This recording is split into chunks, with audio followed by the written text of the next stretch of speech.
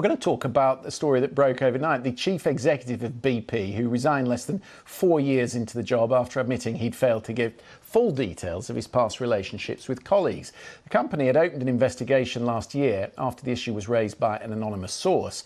In the announcement released last night, the company said Mr. Looney did not provide details of all relationships, and he accepts he was obliged to make more complete disclosure. Chris Roebuck is with us. He's an expert on corporate leadership. He's advised many a board on the multinational banks. So thank you for being with us, Chris. What's the background to this? Just to go back in time, when he took the job, he was asked to disclose his relationships. Yes. Did he leave some of them out? I think he had a senior moment and was, left a few of them out. Yeah. Which is really not terribly good for a chief executive. I mean, the whole point about being a chief executive is that you're open and honest and you lead by example because you expect everybody else to do the same. That's how the organization works.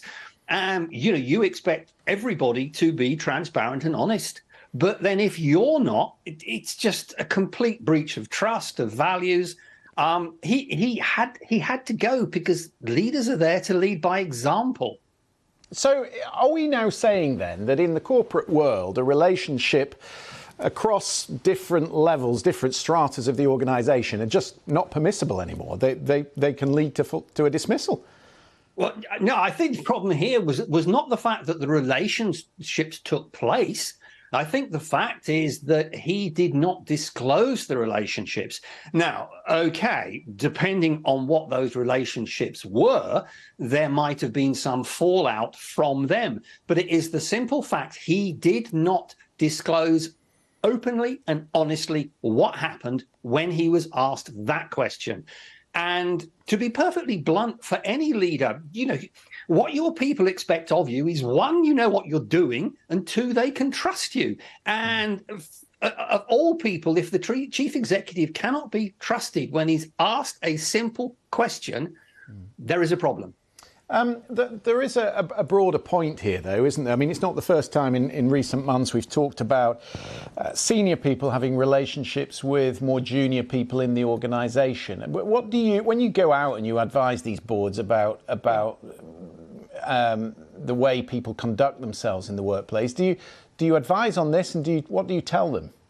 Well, it's about the fact that as you get more senior as a leader, there are more and more people looking at you and your behavior, even if they are not direct reports of yours, and they will draw conclusions from your behavior.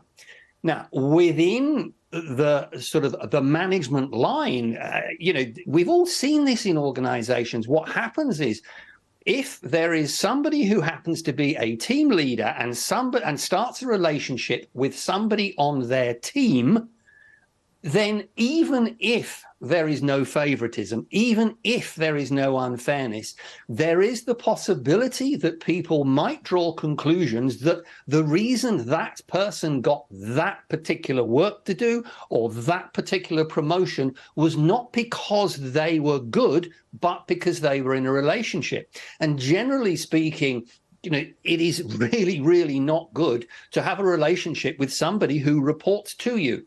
Now, the wider question then is, okay, what about relationships with somebody in a different part of the organization?